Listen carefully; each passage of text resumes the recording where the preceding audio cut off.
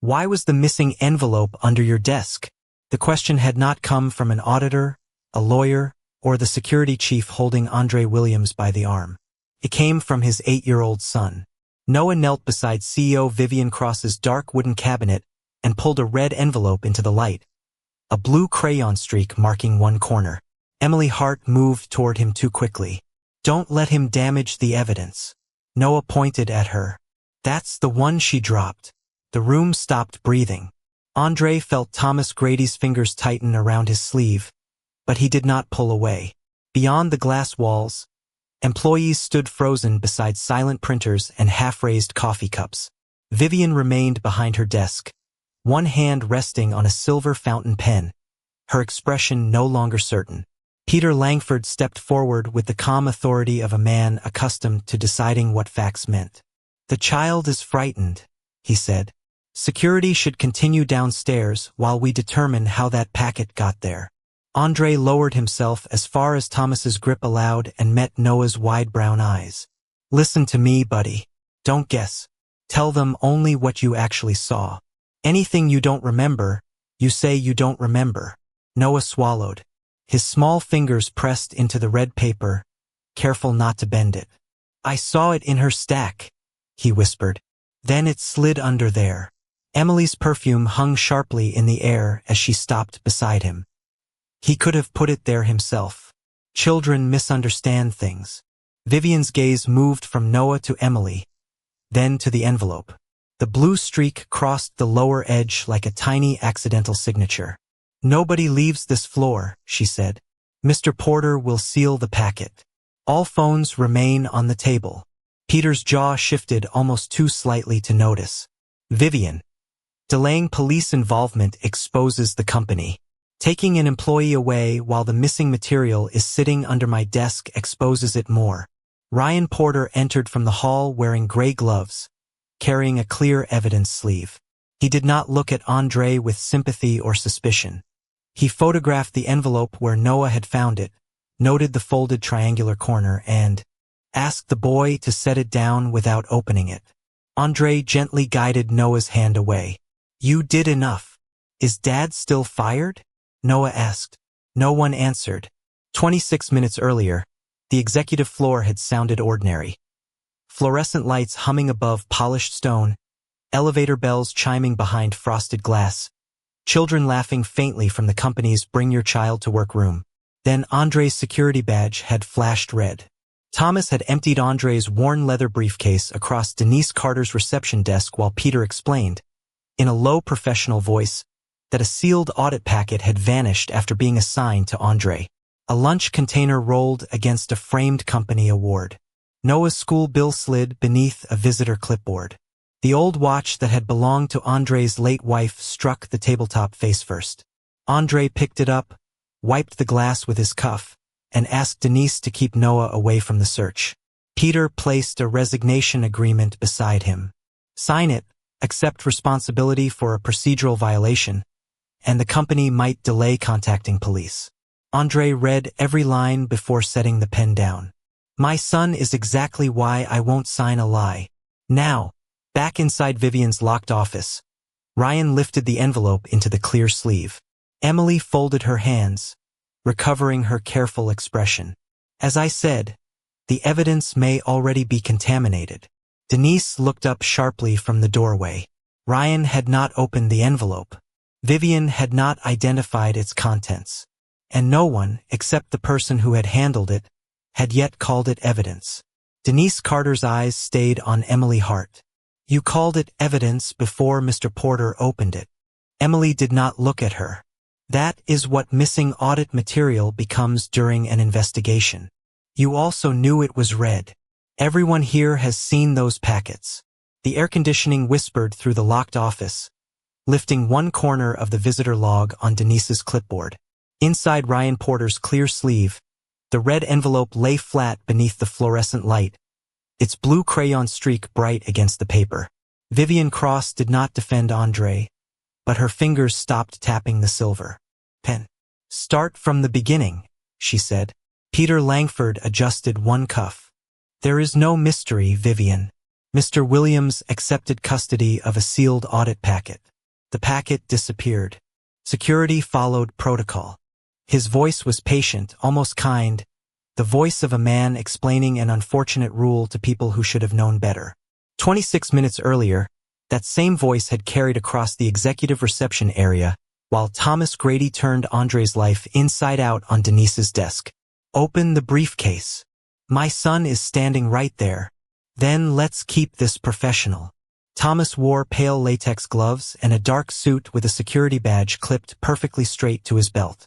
He removed each item from Andre's worn leather briefcase as though cataloging evidence from a crime scene.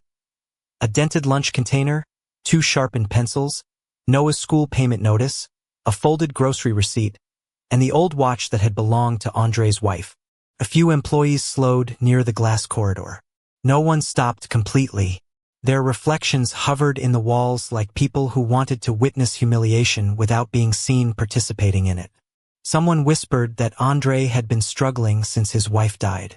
Someone else said financial pressure made good people do bad things.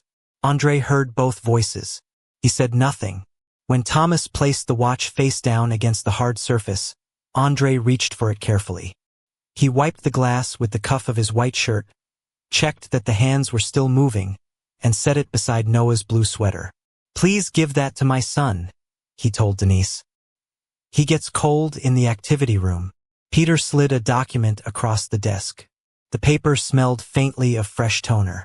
This is not an admission of theft, he said. It is a voluntary separation based on failure to follow document control procedure. Sign it, and we may be able to avoid involving law enforcement today. Andre read the first page, then the second. His security badge flashed red against the scanner behind him, a small mechanical sound cutting through the silence. And my benefits? He asked. Peter lowered his voice as though offering mercy. Frozen. Pending review. Signing would give the company flexibility. My son's insurance is part of those benefits. Then I suggest you think carefully about what protects him. Noah had stepped closer, clutching the strap of his dinosaur backpack. Emily moved between him and the desk with a polished smile. Why don't you go enjoy the children's program, sweetheart? The adults need to handle something complicated. My dad didn't do anything. Noah, Andre said softly. The boy looked at him. Andre picked up the sweater and placed it over Noah's shoulders himself, smoothing the collar where it had folded inward. Go with Ms. Carter. I'll find you. It was not a promise he knew he could keep, but he made his voice steady enough for an 8-year-old to borrow. Vivian had watched from the doorway to her office, one hand holding Peter's report. 8 years of clean performance reviews were clipped behind a single page marked security incident. She looked at Andre's frayed navy tie, his inexpensive shirt, the lunch he had packed from home, and then at the signatures beneath Peter's summary. The system had already arranged the facts into a shape that required almost no courage to accept. Mr. Williams, she said, did you sign for the packet? Yes. Did you deliver it to my office? No. It was taken from my desk before I could. Emily's expression tightened for less than a second. Peter answered before Vivian could ask who had taken it. He has offered no proof of that. Thomas lifted the empty briefcase so everyone could see inside. No paquet. The printer behind Denise clicked and released a blank separator page. Somewhere beyond the glass, children laughed at something in the activity room, and Andre's face changed only when he heard Noah among them. Sign the agreement, Peter said. Let us protect your son from a criminal process. Andre placed the pen parallel to the edge of the paper. My son is exactly why I won't sign a lie. Back in Vivian's locked office, that sentence seemed to remain in the room with them. Ryan turned the sealed sleeve toward the light without opening it. Denise slowly flipped her visitor log over. On the back, beside the exact time of Andre's search, she had written Emily's words in blue ink. The red envelope never reached the CEO's office. Vivian read the note once, then looked at the envelope found beneath her desk. How had Emily known both its color and its destination before either detail appeared in the official report? How did you know where it was supposed to go? Vivian asked. Emily's lips parted, but Ryan Porter lifted one gloved hand before she could answer. We need the timeline first. The red envelope rested inside its clear sleeve beneath the fluorescent light, the blue crayon streak still visible along one edge. Andre watched it without moving, remembering the last time he had seen that color, hours earlier at his own desk, beside his son's drawing. That morning, Walter Dean had appeared just before noon with a folded pay statement held between both hands. The 57-year-old janitor smelled faintly of lemon floor cleaner and wintergreen ointment. His gray work shirt was buttoned wrong at the bottom, as if he had dressed before sunrise and never found time to notice. They said I have to wait until the next pay cycle. How much is missing? 18 hours. Sit down. Walter remained standing. Mr. Williams, Peter wants your reconciliation by 12:30. Then we have 30 minutes. The finance floor hummed around them. Keyboards tapping, printers breathing out warm paper, children laughing from the temporary activity tables set up for Bring Your Child to Work Day. Noah sat beside Andre's desk with his dinosaur backpack hooked over one knee, dragging a blue crayon across a sheet of copier paper. The creature he was drawing had 6 legs, 3 horns, and what he insisted was a jet engine. Andre opened Walter's payroll record. The missing hours had not vanished. They had been transferred into an outside vendor code, buried beneath a routine facilities expense. Andre leaned closer to the screen. The first 4 digits matched a code he had circled earlier in the audit packet waiting near his keyboard. Is it bad? Walter asked. It may just be a posting error. Andre did not say more. He knew the difference between suspicion and proof. He also knew Walter's electric bill would not wait for either. Andre called payroll, reopened the closed entry, and traced the correction through 3 separate approval fields.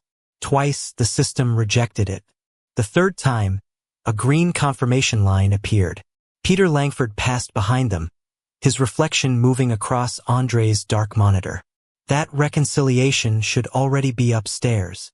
I need 18 minutes. Peter glanced at Walter, then at the pay statement. Payroll has a process. The process put his wages in the wrong account. Then payroll can fix it next cycle. Walter lowered his eyes, embarrassment settling across his face more heavily than anger. Andre kept his voice quiet. He worked the hours this cycle. Peter smiled with professional patience. Your habit of rescuing every small problem is why larger assignments fall behind. Andre did not answer. He entered the final authorization and pressed print. Across the aisle, Vivian Cross emerged from the elevator with Emily Hart beside her. Vivian saw Walter at Andre's desk, saw the unfinished reconciliation file on the monitor, and checked the time on her silver watch. Mr. Williams, she said, the board packet cannot be late. It will be upstairs shortly. She held his gaze for a moment, then turned to Emily. Note the delay. Emily nodded. She approached Andre's desk and gathered the audit materials before he could finish organizing them. The red envelope sat beneath 2 black folders, its sealed edge facing Noah's drawing. I'll take these, she said. Mr. Langford doesn't want another missed deadline. As she lifted the stack, the lower corner of the envelope dragged across the blue crayon line. A streak of wax marked the red paper, and the corner bent into a small triangle. Noah looked up. My dinosaur colored your mail. Emily glanced down at the mark. For half a second, her fingers tightened around the stack. Then she turned the envelope inward, hiding the stained edge against her blouse. It's only a smudge. Andre noticed the movement, but Walter's printer confirmation sounded behind him. He crossed to the machine, took the warm page from the tray, and checked the timestamp, 12:17 p.m. The correction number, his personal login, and Walter's restored 18 hours were all printed in black along the bottom. Andre handed Walter the page. Payroll confirmed an emergency deposit. Walter read the amount twice. His shoulders lowered as if someone had quietly removed a weight from them. My wife's prescription is due tonight. Then go pick it up. I owe you. No, Andre said. They owed you. Walter folded the confirmation carefully and placed it inside his shirt pocket. Noah reached for his father's hand, leaving a faint blue stain on Andre's thumb. Did you fix it? I fixed what I could. Back in Vivian's locked office, Ryan asked where Andre had been at 12:17. Andre looked from the sealed envelope to Walter, who still carried the folded confirmation in his pocket. The small act Peter had dismissed as wasted time had produced something none of them had expected. A machine-generated record placing Andre 4 floors away at the exact minute Emily claimed he had carried the red packet into the CEO's office. A print record does not prove where he was, Peter Langford said. Walter owes him a favor. I owe him nothing, Walter replied. He corrected my wages. The fluorescent lights held every face in the same pale glare, flattening sympathy into something that looked almost suspicious.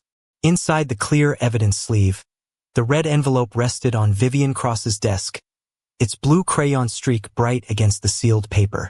Ryan Porter turned the payroll confirmation toward Andre.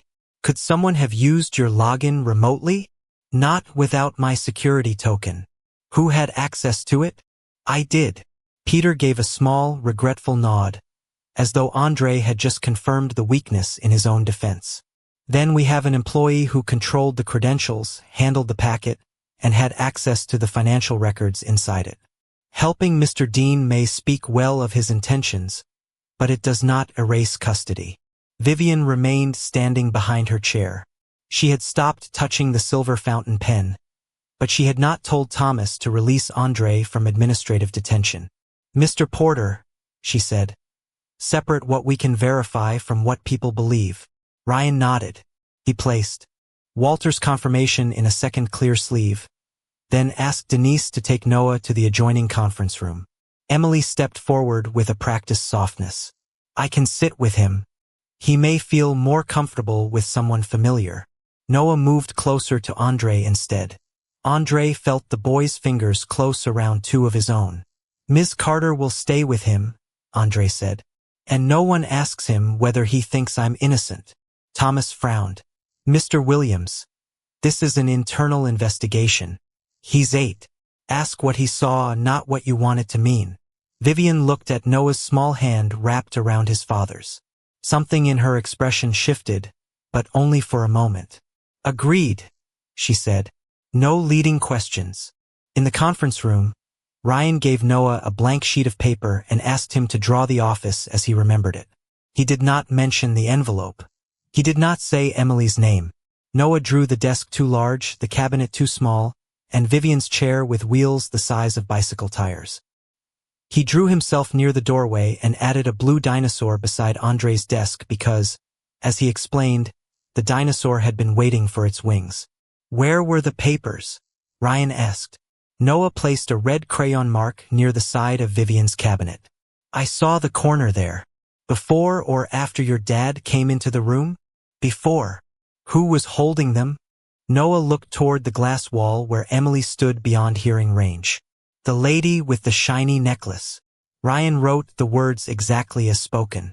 When Noah's hand began to shake, Andre asked for the interview to stop. Peter objected that they had not clarified whether Noah might have moved the envelope himself. Andre did not raise his voice. He has answered what he remembers. Fear will not improve his memory. Vivian studied him for a long second, then told Ryan to continue without the child. Denise returned carrying Noah's dinosaur drawing from earlier that morning. Along one edge, the blue wax had been scraped into a thin, uneven line. Ryan held the drawing beside the sealed envelope without allowing them to touch. The missing streak on the paper angled in the same direction as the mark across the red surface. Emily folded her arms. Children smear crayon on everything. That proves contact, not who moved the packet. That is correct, Ryan said. It proves only that this envelope was near the drawing. Peter relaxed almost imperceptibly. Andre leaned toward the light, not touching either item. Then ask when the drawing left my desk. The room slowed. Denise opened the paper visitor log she had carried from reception. At 12:11 p.m., beside Emily Hart's name, she had written executive floor, document delivery. Emily's posture remained straight. I went upstairs before lunch. I never entered Vivian's office after 11:45. Denise slid the log closer. You signed in at 12:11. Then the clock at reception must have been wrong. Thomas spoke quickly. Manual logs are not security records. We should rely on electronic access data. Vivian's eyes moved to him. Then retrieve it. There may be a synchronization delay. Retrieve it anyway. Thomas left the room with his jaw set, while Ryan photographed the visitor log and placed it beside the payroll confirmation. Andre watched Emily turn the silver necklace between two fingers, the same motion Noah had remembered without knowing her name. 10 minutes later, Thomas returned with a printed access report. Emily's badge appeared at the executive elevator at 12:12, but between 12:10 and 12:22, the hallway camera and her movement record both went dark. The hallway had gone dark for 12 minutes. That could be a system error, Thomas Grady said. Then show us the error. Security logs require context. The printer's cooling fan clicked softly in the locked office, and the air conditioning suddenly seemed louder than before. Vivian Cross lowered one hand onto Peter Langford's report, but she did not look at Andre. She looked at Thomas. Ryan Porter separated the evidence into two questions: where Andre had been and who had access to the executive floor. He asked Denise to take Noah into the adjoining conference room, where a blank diagram of the floor waited beside several colored magnets. Andre stopped at the doorway. I should stay outside. Peter lifted an eyebrow. You don't want to observe your own son's interview. I don't want him watching my face for the answer. Noah's grip tightened around the strap of his dinosaur backpack. Andre crouched and straightened the blue sweater around his shoulders. There are no right answers, buddy. Put people where you remember them. If you don't know, leave the magnet alone. Noah nodded. Will you be here? Right outside. Ryan closed the door but left the glass blinds open.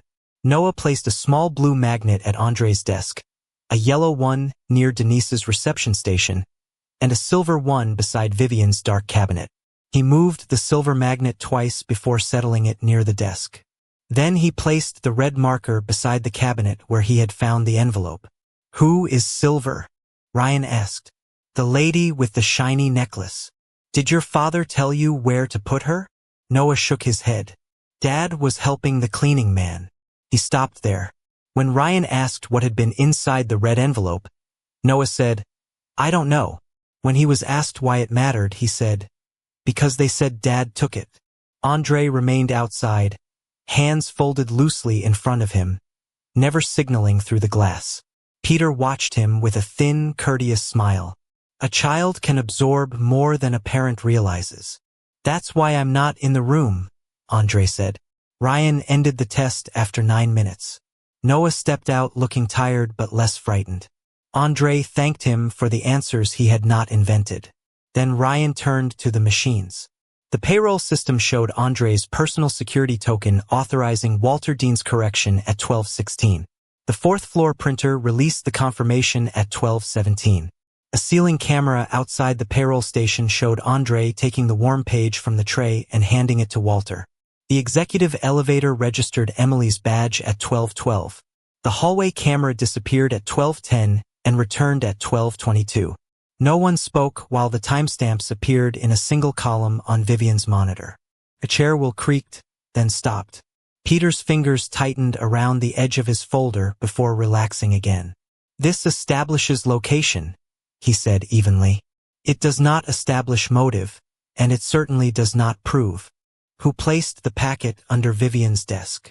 No, Andre replied. It proves I was 4 floors away when someone carried it upstairs. Peter turned toward him. You work in financial controls, Mr. Williams. You understand how easily timestamps can be misunderstood. Andre did not defend his expertise. He looked instead at Thomas's access report. Who can disable one hallway camera without interrupting the rest of the floor? Thomas answered too quickly. Authorized security administrators. How many? That information is restricted. Vivian reached for the report. Not anymore. Thomas produced a maintenance form from his tablet. It stated that the executive hallway camera had been taken offline for routine diagnostics beginning at 12:08. The signature line carried his digital authorization. There, he said. Scheduled maintenance. Unfortunate timing. Nothing more. Ryan checked the document properties. The room grew still again. This file was created at 12:40. Thomas's professional expression held, but a small pulse moved in his jaw. The technician may have entered the work afterward. Which technician? Vivian asked. I'll need to confirm. And the vendor schedule? Security can provide it privately.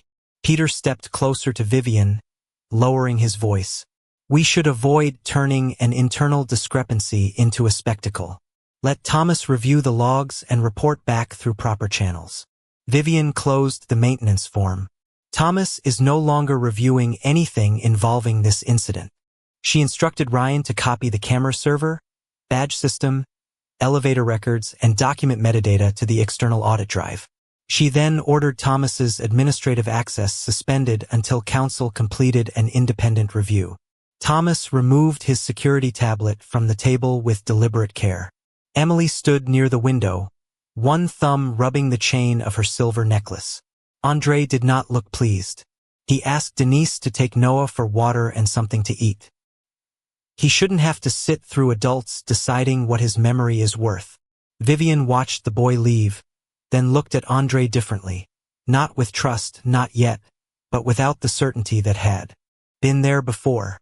Ryan opened the internal call log. At 12:09, 1 minute before the camera went dark, Peter Langford had placed a call to Thomas Grady's private security line. The call lasted 43 seconds. What was discussed? Vivian asked. Peter Langford did not look at Thomas Grady. A routine security matter. 1 minute before the camera went dark? Coincidence. The word settled over the conference table with the weight of something rehearsed. Ryan Porter placed the call log beside the sealed red envelope, aligning the timestamps beneath the fluorescent light. Peter called Thomas at 12:09. The executive hallway camera went offline at 12:10. Emily Hart's badge reached the floor at 12:12. Andre Williams remained visible 4 floors below at 12:17, handing Walter Dean the corrected payroll statement. Each fact was small enough to explain alone. Together, they had begun to form a shape. Peter straightened his cuff. We are losing perspective. A missing packet has been recovered. Mr. Williams was not found with it. Correct the personnel action and let counsel review the rest privately. Andre looked toward the glass wall, where Noah sat with Denise eating crackers from a paper cup. His son's blue sweater hung too loosely at the wrists. Not yet, Andre said. Peter's expression cooled. You have been cleared of direct possession. I would consider that good news. I haven't been cleared. The story has only changed. Ryan cut the seal while a legal camera recorded every movement. The adhesive released with a soft tearing sound. Inside were 12 original invoices, 3 vendor contracts, and Andre's reconciliation notes written in pencil along the margins. He had circled repeated payment amounts and drawn thin lines between account codes that should never have touched. Ryan spread the documents across the dark table. The room smelled faintly of toner, coffee, and the plastic of the evidence sleeve. 3 companies, he said. Different names. Different listed services. Andre leaned closer without touching the pages. Same forwarding address. Ryan checked the registration records on his laptop. The clicking of keys filled the silence. Same. Intermediary bank. Andre pointed to a misspelled word repeated on all 3 invoices. Receivable had been typed with the same missing second E. Same template, he said. Peter gave a restrained laugh. Common spelling errors are not evidence of fraud. No, Andre replied. But payment splitting may be. Every invoice sat just below the threshold requiring enhanced audit review. The amounts changed by a few dollars, but the pattern did not. Authorization codes traced back to the CFO's office before being divided among separate departments. One of those codes matched the vendor prefix that had swallowed Walter's 18 hours. Walter removed the folded payroll confirmation from his shirt pocket and placed it on the table. That number is here. Peter's voice sharpened by half a degree. Mr. Dean is not qualified to interpret financial records. Andre turned to Walter before the embarrassment could reach him. You don't need to interpret anything. Just tell them where you found your missing hours. Walter nodded. In that account. Vivian looked at the payroll page, then at the invoices. Her silver pen rested untouched beside her hand. How far back does this code go? Ryan searched the archive.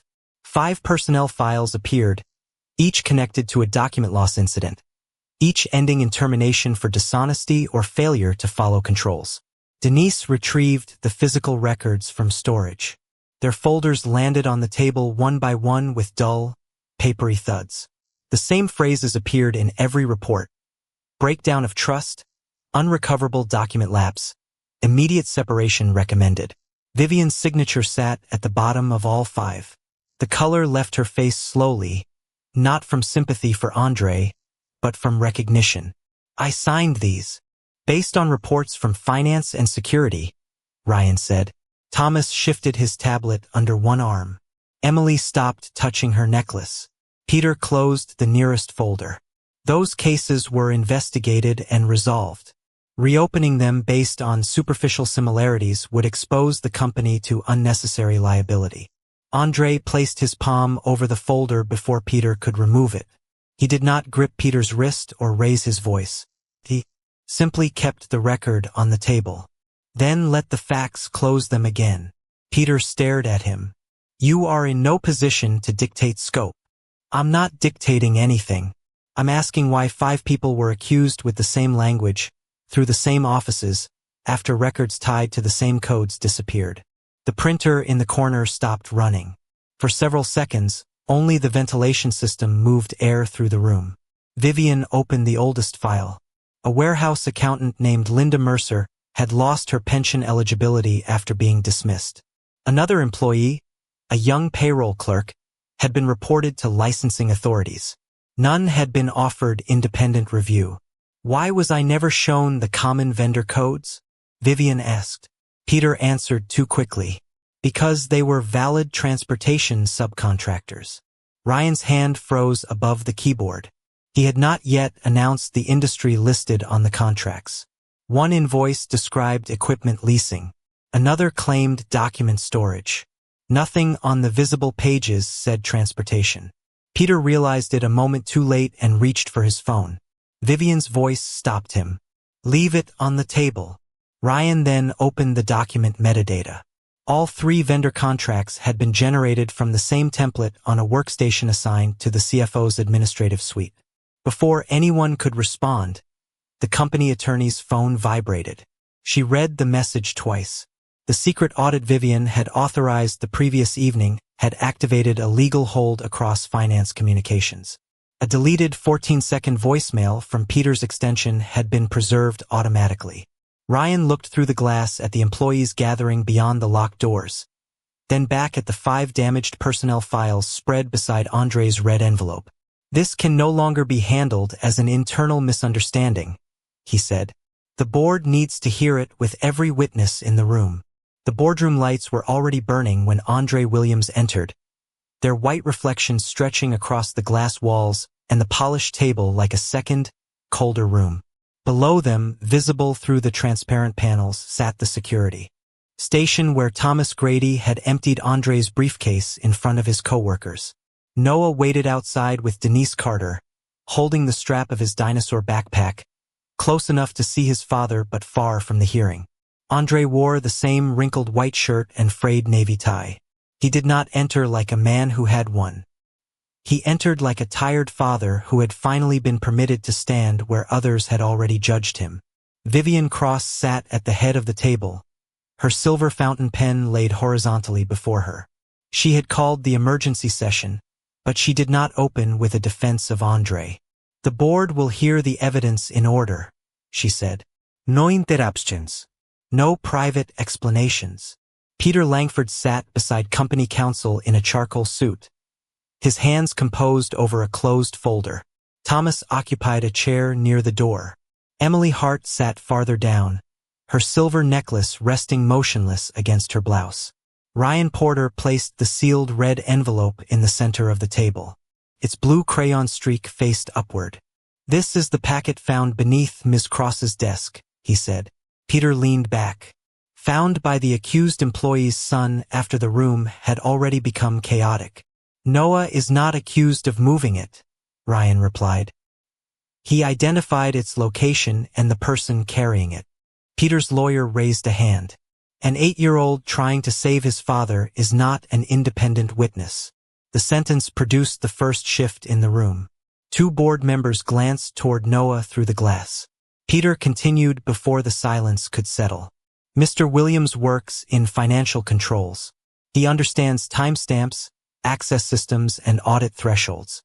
Mr. Dean received a personal favor from him that same morning.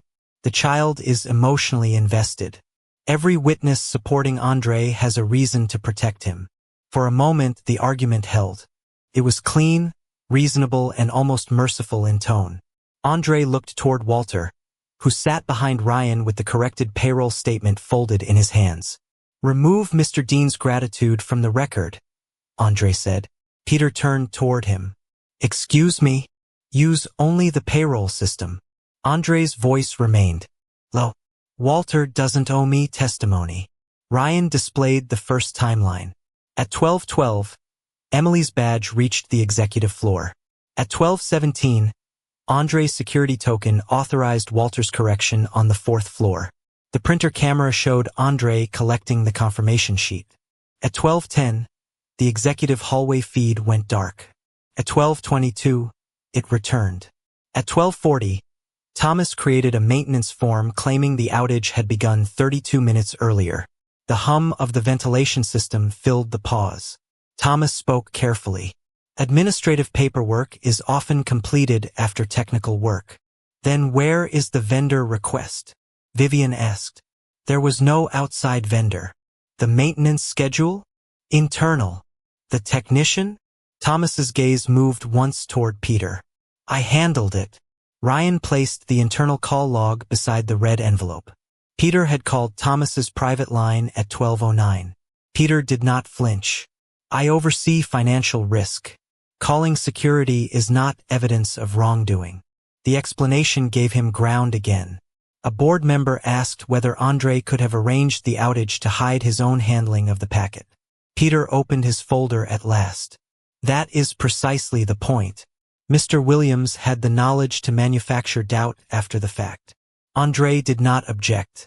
He lifted the oldest invoice from the display copy and placed it beneath the light. "Then ask me what I could not manufacture." Vivian's hand stopped above her pen. Andre pointed to 3 approval codes, the repeated misspelling and the payment amounts divided just below the enhanced review limit. "These existed before today. So did the 5 termination reports written in nearly identical language." Peter's professional calm thinned at the edges. "Old personnel matters have no bearing on a misplaced packet." "Then why did you call the documents inside it originals?" Andre asked. No one moved. Ryan had not used that word during the presentation. Vivian slowly turned toward Peter. "You told us you never opened the envelope." Peter answered quickly. "Emily briefed me." Emily's eyes snapped toward him. "I never opened it," she said.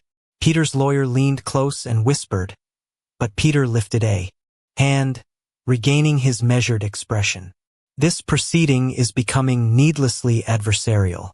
The company is prepared to restore Mr. Williams's position, return his frozen benefits, and provide compensation for the distress caused by procedural errors." A document slid across the table. An apology, reinstatement, and payment waited above a non-disclosure clause requiring Andre to withdraw his request to reopen the 5 earlier cases. Noah could be seen through the glass, watching his father without understanding the paper between them. Peter lowered his voice. "You can leave today with your job and your family protected." Andre looked at the 5 damaged personnel files beside the red envelope. "And they leave with what?" He pushed the agreement back without signing it.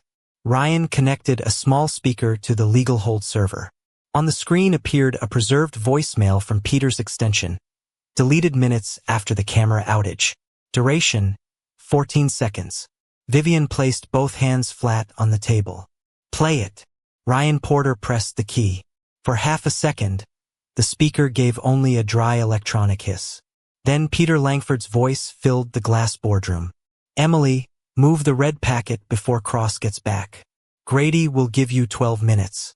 We only need Williams attached to it before Porter sees the originals. The recording ended with a soft click. No one moved. The projector fan turned above them.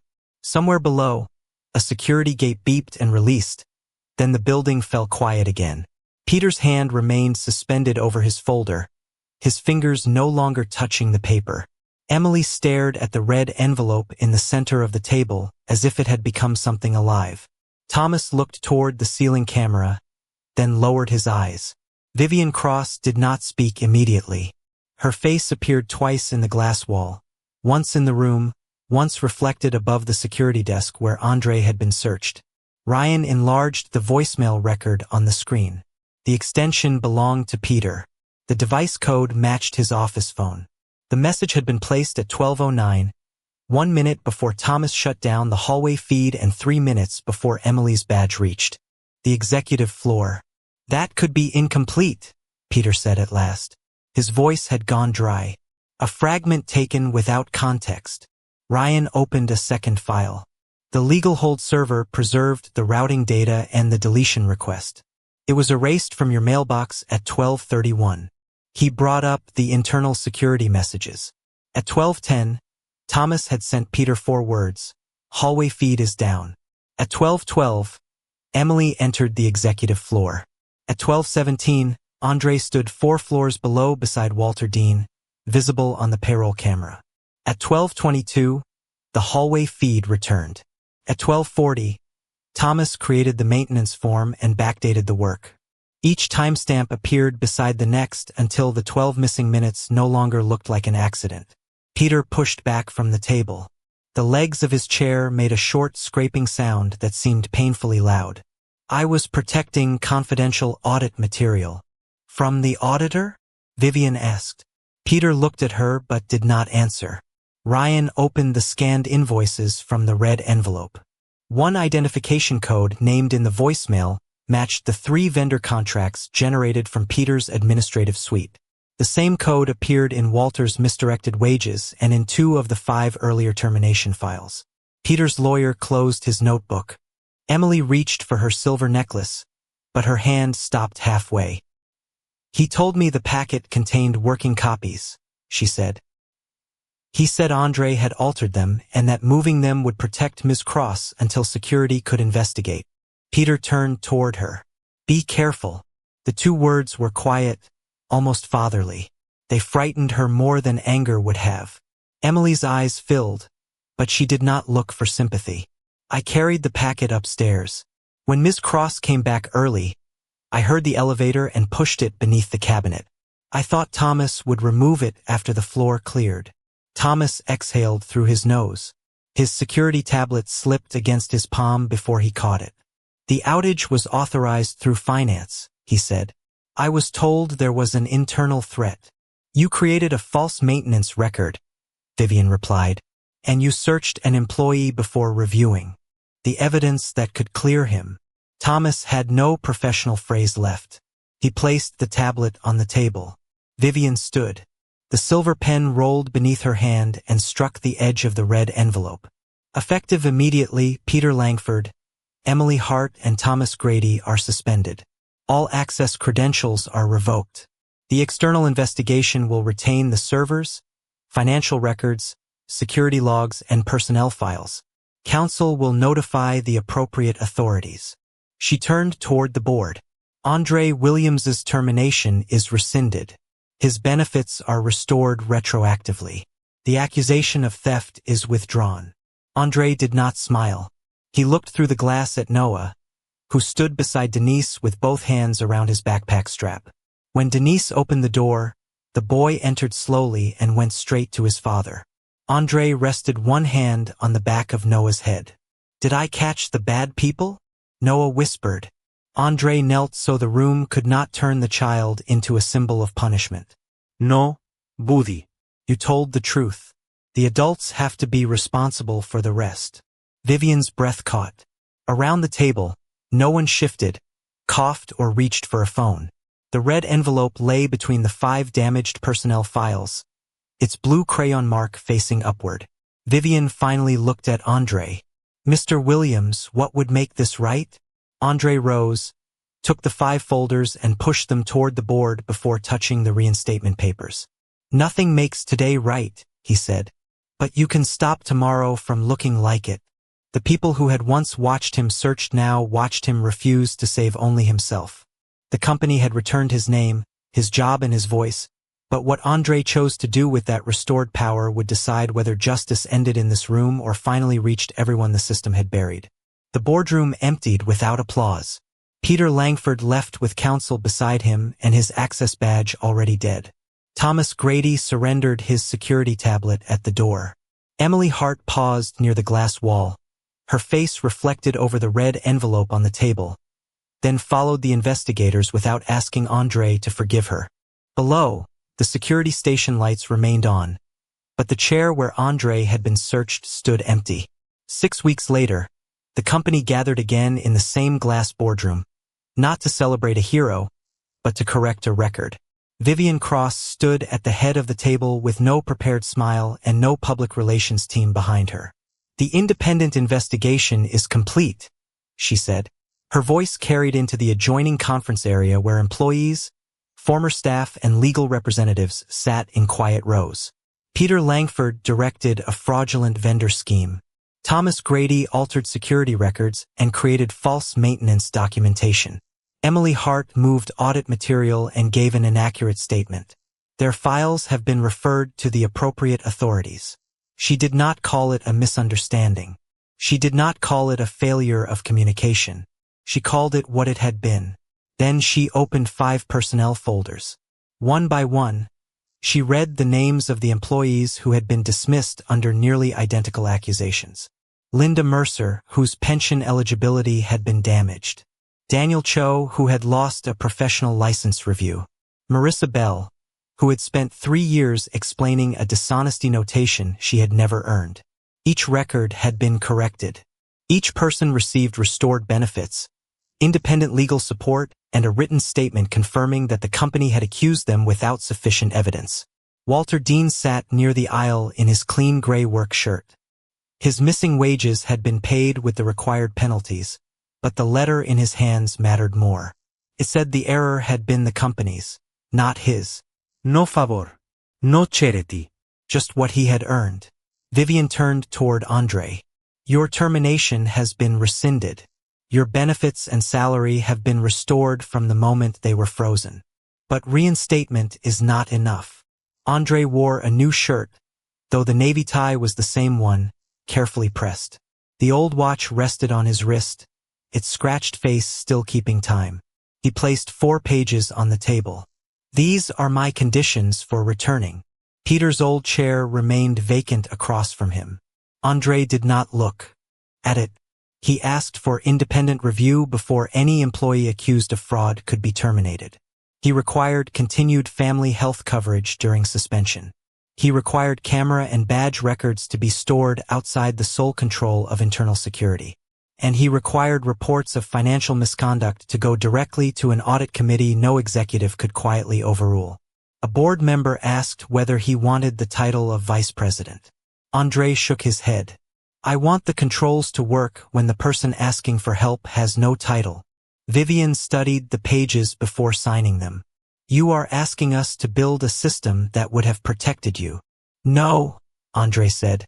"A system that would have protected Walter. And Linda. And the next person whose name no one in this room knows yet." Vivian lowered the pen. Respect entered her expression without warmth or performance. "Then help us build it." Andre accepted the role leading the independent financial controls unit only after all 4 safeguards were approved in writing. He did not demand that Emily be publicly humiliated, and he did not speak against her cooperation with investigators. Accountability would continue through the process already underway. Mercy, he understood, did not require pretending that harm had not been done. Outside the boardroom, Noah waited with Denise, swinging his legs beneath a chair. No cameras had been invited to photograph him. No executive asked him to repeat what he had seen. When Andre emerged, Noah held up the blue dinosaur drawing, now smoothed beneath a clear plastic cover. "Can I keep the real one?" he asked. Always, Andre said. A copy hung later in Andre's small new office, beside no awards and no framed newspaper stories. The red envelope had been sealed inside the legal evidence archive. Its blue crayon streak was no longer treated as a child's careless smudge.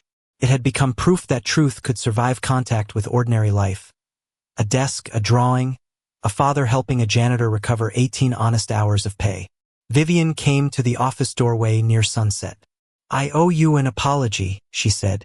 You gave me one. An apology is not the same as forgiveness. Andre looked through the glass at Walter laughing with a payroll clerk who now knew his name. No. A second chance means you are responsible for what you do next. Vivian nodded. She did not ask whether he trusted her.